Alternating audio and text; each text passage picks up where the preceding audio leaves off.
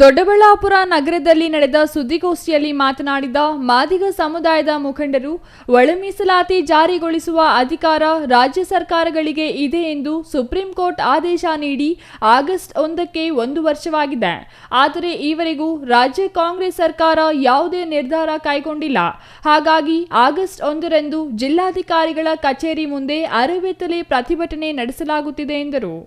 ಒಳ ಮೀಸಲಾತಿ ಜಾರಿಗಾಗಿ ನಿವೃತ್ತ ನ್ಯಾಯಮೂರ್ತಿ ಸದಾಶಿವ ಆಯೋಗ ನಡೆಸಿದ ಸಮೀಕ್ಷೆಯಲ್ಲಿನ ಅಂಕಿ ಅಂಶಗಳು ಸರಿ ಇಲ್ಲ ಎಂಬ ಕಾರಣದಿಂದ ರಾಜ್ಯ ಸರ್ಕಾರ ನಿವೃತ್ತ ನ್ಯಾಯಮೂರ್ತಿ ನಾಗಮೋಹನ್ ದಾಸ್ ನೇತೃತ್ವದಲ್ಲಿ ಮತ್ತೆ ಸಮೀಕ್ಷೆ ನಡೆಸಿದೆ. ಆದರೆ ಈ ಸಮೀಕ್ಷೆ ಮುಕ್ತಾಯವಾಗಿದ್ದರೂ ಈವರೆಗೂ ಸರ್ಕಾರ ಯಾವುದೇ ನಿರ್ಧಾರ ಪ್ರಕಟಿಸಿಲ್ಲ. ಇತ್ತೀಚಿನ ಕೆಲ ಮುಖಂಡರಿಂದ ದಲಿತರಲ್ಲಿನ ಎಡ ಬಲ ಎರಡೂ ಸಮುದಾಯಗಳಿಗೆ ಸಮವಾಗಿ ಮೀಸಲಾತಿ ಹಂಚಿಕೆ ಮಾಡುವ ಮಾತುಗಳು ಕೇಳಿಬರುತ್ತಿವೆ. ಇಷ್ಟೆಲ್ಲ ಸಮೀಕ್ಷೆಗಳ ನಂತರವೂ ಜನಸಂಖ್ಯೆಗೆ ಅನುಗುಣವಾಗಿ ಒಳ ಮೀಸಲಾತಿ ಹಂಚಿಕೆ ಮಾಡದೇ ಇರುವುದಾದರೆ ಸಮೀಕ್ಷೆಗಳನ್ನು ನಡೆಸಿದ್ದು ವ್ಯರ್ಥವಾಗಲಿದೆ ಎಂದರು.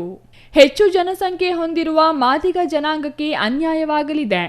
ಈ ಎಲ್ಲ ಕಾರಣಗಳಿಂದ ಒಳ ಮೀಸಲಾತಿ ವರದಿಯನ್ನು ವಿಧಾನಸಭಾ ಅಧಿವೇಶನದಲ್ಲಿ ಮಂಡಿಸಲು ಆಗಸ್ಟ್ 16ರವರೆಗೆ ಗಡುವು ನೀಡಲಾಗುವುದು.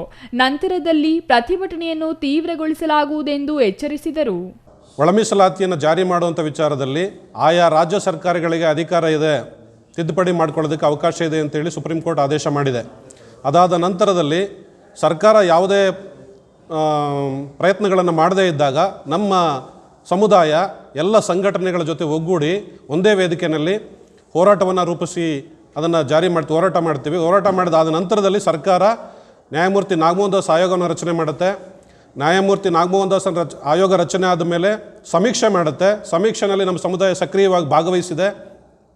ಅದಾದ ನಂತರದಲ್ಲಿ ಇದುವರೆಗೂ ಕೂಡ ಸರ್ಕಾರ ಆಗಲಿ ಅಥವಾ ನಾಗಮೋಹನ್ ದಾಸ್ ಅವರಾಗಲಿ ಯಾವುದೇ ವಿಷಯವನ್ನು ಮಾತಾಡ್ತಾ ಇಲ್ಲ. ವರದಿ ಏನಾಗಿದೆ ಅನ್ನೋದ್ರ ಬಗ್ಗೆ ಎಲ್ಲೂ ಕೂಡ ಚಕಾರ ಎತ್ತಿಲ್ಲ, ಹೇಳಿಕೆಗಳನ್ನು ಬಿಡುಗಡೆ ಮಾಡಿಲ್ಲ, ಸುಮ್ಮನೆ ಕೂತಿದ್ದಾರೆ ಸರ್ಕಾರ. ಇದರ ಉದ್ದೇಶ ಏನು, ಯಾಕೆ ಇಷ್ಟು ಸಮಯ ತಗೊಳ್ತಾ ಇದ್ದಾರೆ ಅನ್ನೋದಕ್ಕಾದ್ರೂ ಅವರು ಕಾರಣ ಹೇಳಬೇಕಾಗಿತ್ತು, ಆದರೆ ಹೇಳ್ತಾ ಇಲ್ಲ. ಇದೆಲ್ಲದರ ನಡುವೆ ಏನು ಹಿಂದೆ ನಮ್ಮ ಸದಾಶಿವ ಆಯೋಗದ ವರದಿ ಇತ್ತು, ಅದರಲ್ಲಿ ಕೊಟ್ಟಂಥ ಅಂಕಿಅಂಶಗಳು ಬಲಗೈ ಸಮುದಾಯಕ್ಕೆ 5.5%, ಎಡಗೈ ಸಮುದಾಯಕ್ಕೆ 6.5% ಇದೆ ಅಂತೇಳಿ ಒಂದು ವರದಿ ಅವ್ರು ಕೊಟ್ಟಿದ್ದರು.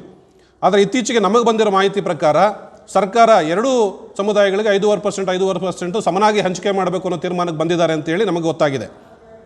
ಹಂಗೆ ಅವರು ಸಮಾನವಾಗಿ ಹಂಚಿಕೆ ಮಾಡೋದಕ್ಕೆ ಬರೋದಾದರೆ ನ್ಯಾಯಮೂರ್ತಿ ನಾಗಮೋಹನ್ ದಾಸ್ ಆಯೋಗವನ್ನು ರಚನೆ ಮಾಡುವಂಥ ಅವಶ್ಯಕತೆ ಏನಿತ್ತು, ಸಮೀಕ್ಷೆಗಾಗಿ ಅಷ್ಟು ದುಡ್ಡನ್ನು ವೆಚ್ಚ ಮಾಡುವಂಥ ಅಗತ್ಯ ಏನಿತ್ತು?